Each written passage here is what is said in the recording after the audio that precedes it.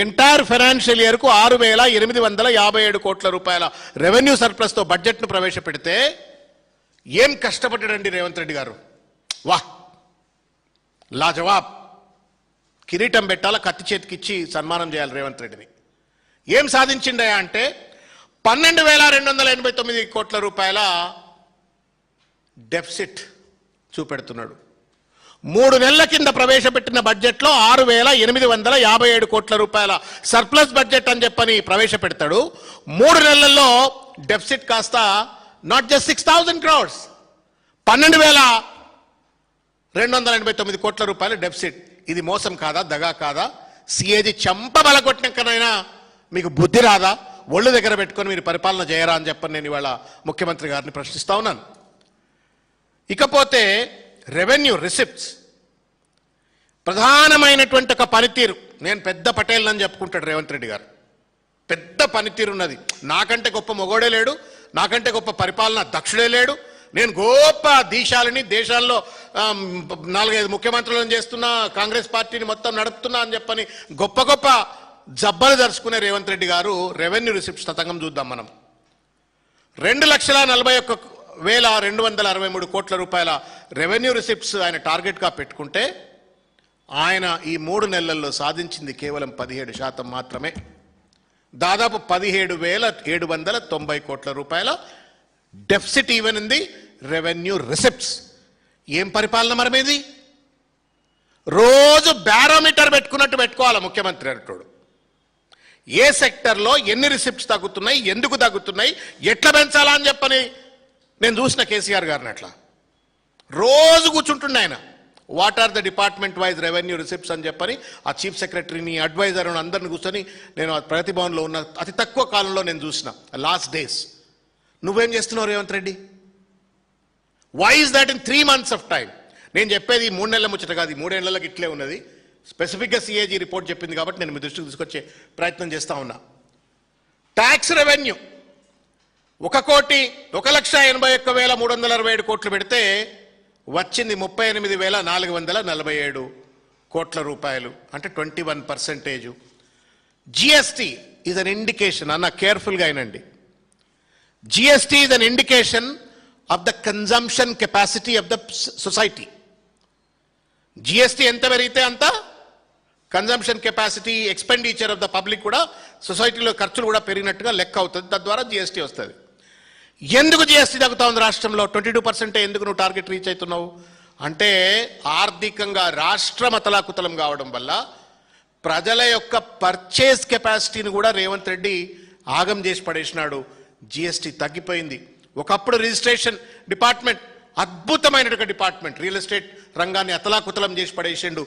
RR tax పేరు మీద దోపుడులు చేస్తూ, పర్ స్క్వేర్ ఫీట్ పేరు మీద వసూళ్లు చేస్తూ దందాలకు పాల్పడంతో స్టాంప్స్ అండ్ రిజిస్ట్రేషన్లో 19,540 కోట్ల రూపాయల టార్గెట్ పెట్టుకుంటే ఆయన సాధించింది కేవలం 23% మాత్రమే, 4,510 కోట్ల రూపాయలు.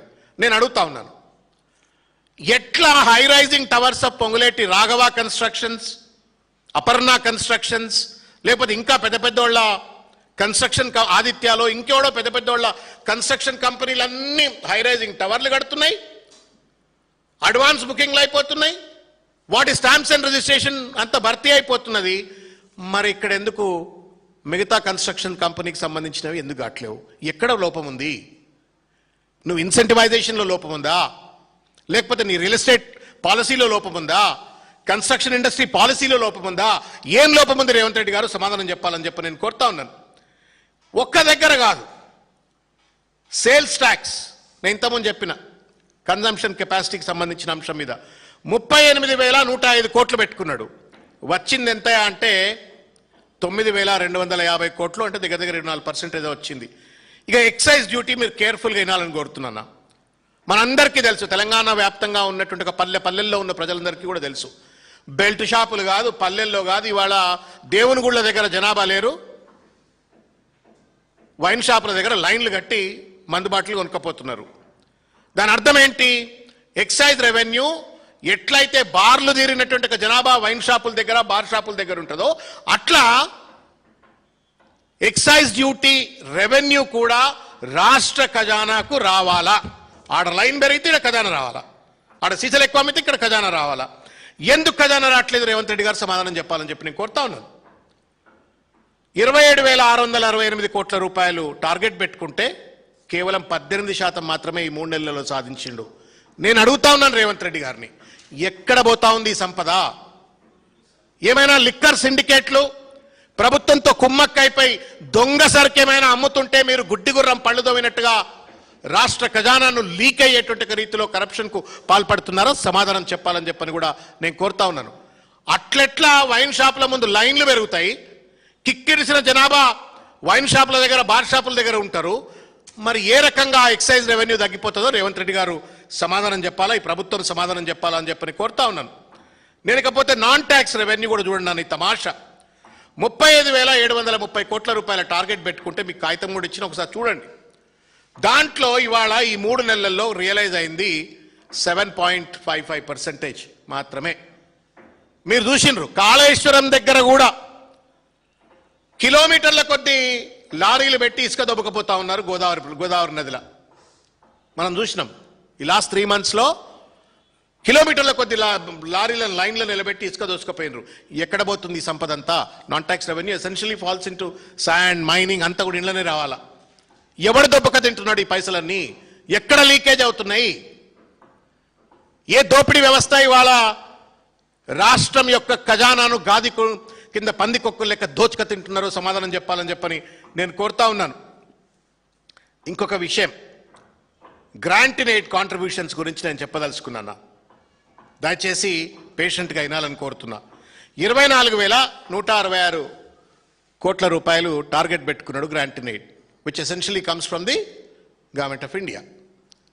బడే బాయ్ చోటే బాయ్, అమిత్ షా మా అన్న, మోడీ నా పెద్దన్న, కేసీఆర్ గారు కేంద్రంతో సరి అయిన సయోధ్య నడపలేదు, నేను బాగా రిలేషన్ పెట్టుకుంటున్నా అన్నాడు.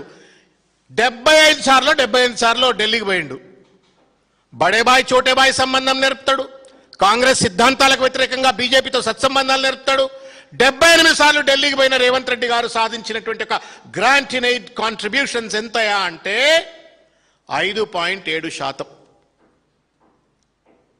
ఇది నీ పటేల్గిరి సార్, ఇది నీ పైరవికార్తనానికి నిదర్శనం. ఇది 78 సార్లు ఢిల్లీకి పోతే నువ్వు కేంద్ర ప్రభుత్వాన్ని ఒప్పించి పట్టుకొస్తున్న నిధుల యొక్క వాల్యూమ్ ఇది. దీన్ని తెలంగాణ సమాజాన్ని తప్పనిసరిగా జవాబు చెప్పాలని చెప్పి నేను రేవంత్ రెడ్డి గారికి విజ్ఞప్తి చేస్తా ఉన్నాను. You have no right, you have a right to maybe abuse. సరే, సమాజం ఎప్పుడు టైం చెప్పాలనో ఎప్పుడు సమాధానం చెప్పాలో అప్పుడు చెప్తుంది. But you can't financially destroy a state. ఒకసారి రాష్ట్రం అతలా